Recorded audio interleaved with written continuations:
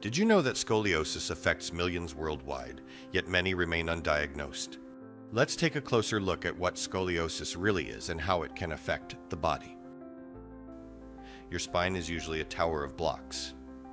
In scoliosis, the tower leans and gently twists like a curly slide. Doctors call any curve over 10 degrees scoliosis. It's usually painless. It shows up in about 1 out of every 20 school kids, more often in girls, but boys too. Most curves are first spotted at a school check or during a sports physical.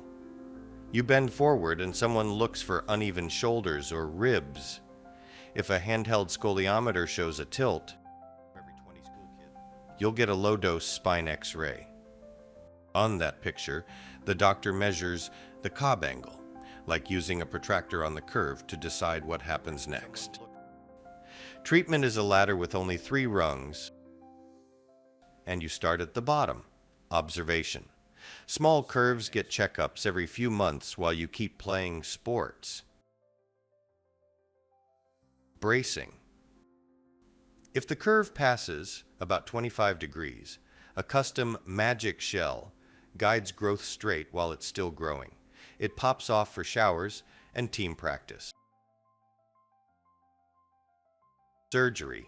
Big curves, around 50 degrees, may need a one-time operation. Classic fusion straightens and locks the curve.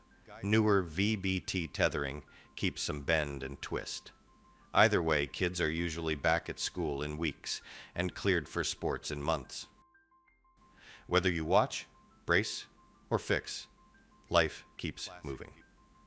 Runners run, gamers game, dancers dance, spines included. Want details?